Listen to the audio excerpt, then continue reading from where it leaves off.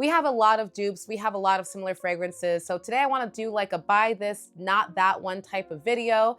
And let's just jump right into it. So first up, we're gonna start off with the one that we actually talked about yesterday, which is the My Devotion from Mass Perfumery versus Second Song by Lattafa.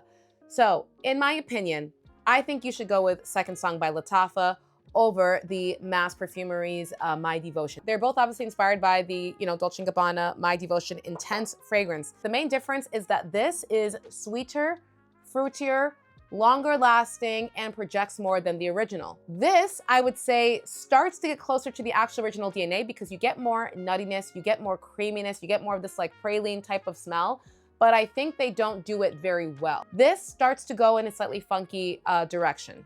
And it starts to feel just a little bit like, you know how sometimes almond and notes can just be a little bit off? That's what this gives me.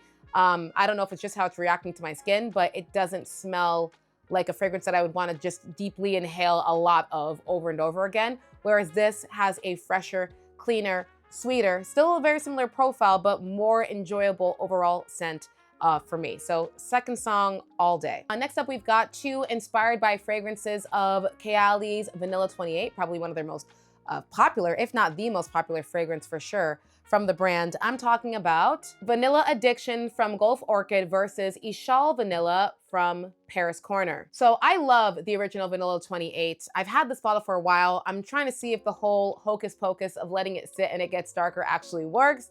Obviously, I think Mona has already kind of disproved that, idea that it gets stronger and better as it goes on, but whatever, I'm still gonna try it out. But anyways, I love the DNA of Vanilla 28, but it doesn't last long on my skin. It doesn't project as much as I would like it to, unfortunately.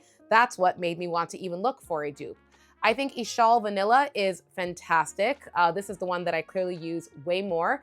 It is long lasting. It already smells like it's been hanging out for months in like a rum bourbon barrel, just continuing to mature. It's rich, it's thickety. I am a big fan of Ishal Vanilla from Paris Corner.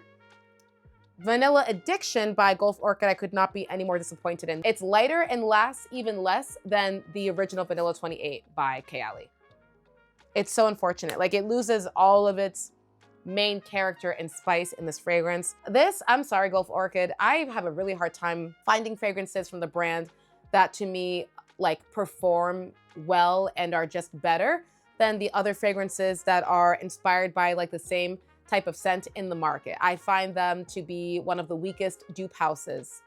Maybe that will change one day, but there are very few Gulf Orchid fragrances that I would say, for me, I would consider them to be good. So yeah, I definitely would pick Ishal Vanilla from Paris Corner over this one. I have not yet tried the Vanilla Seduction one. I know people talk about that one a lot. I might try it just to see if it's going to be anything different from Ishal Vanilla, but if not, this is my girl. Next up, we've got one of the newest releases from Lattafa that I think is so masterfully made, such an excellent gourmand.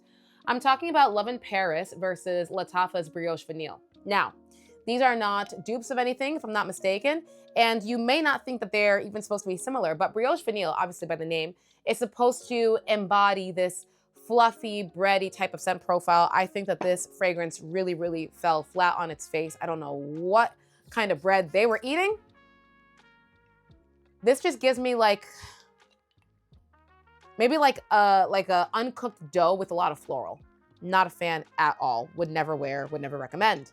Love in Paris.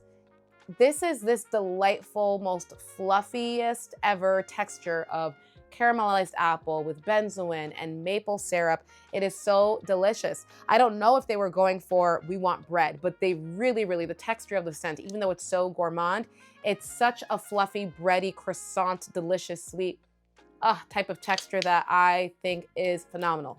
And I shouldn't be shocked by that because, of course, this was created by Quentin Biche, master perfumer who knows what he's doing.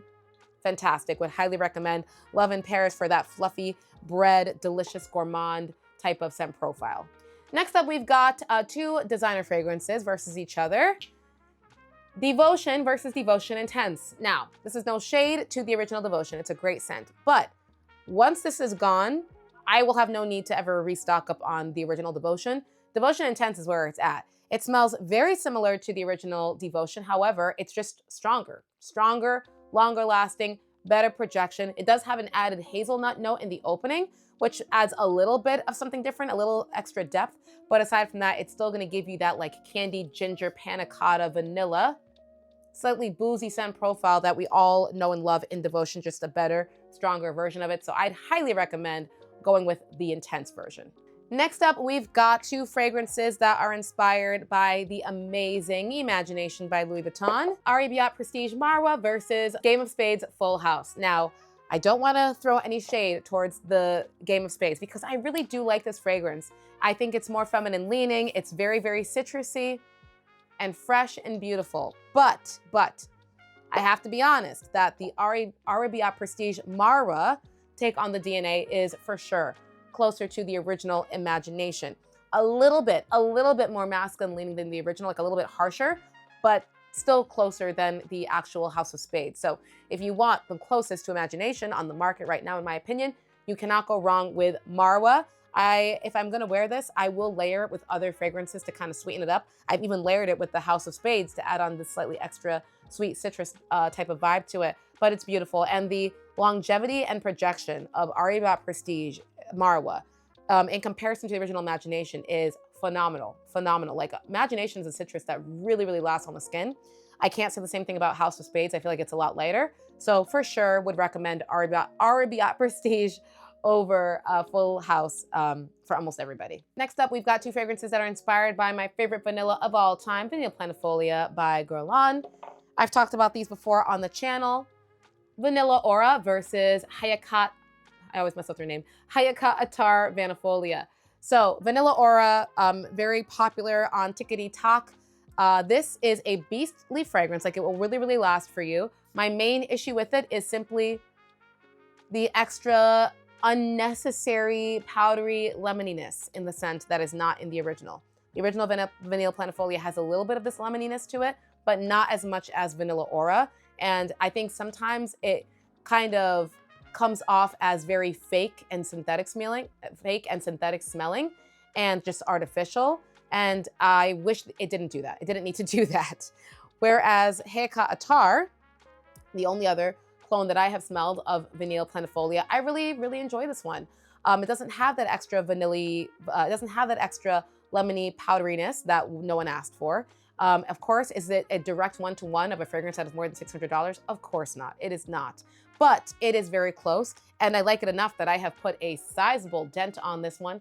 This is an easy grab for me because it kind of embodies the overall vibe of Vanille Planifolia, that rich luxe vanilla that is just vanilla and like expensive smelling, but obviously at a much better price point. So I'm a big, big fan of Vanifolia. And this bottle has really, really grown on me. I actually really like it. For some reason, whenever I see it, it like makes me happy. I don't know, but I enjoy it. So fan of Vanifolia, would highly recommend. Next up, we have two fragrances that are inspired by the Vanilla Powder fragrance from Matière Première. This is the original Vanilla Powder, not the extrait. And we are talking about Queen of Arabia versus Fursan White by Cudlage.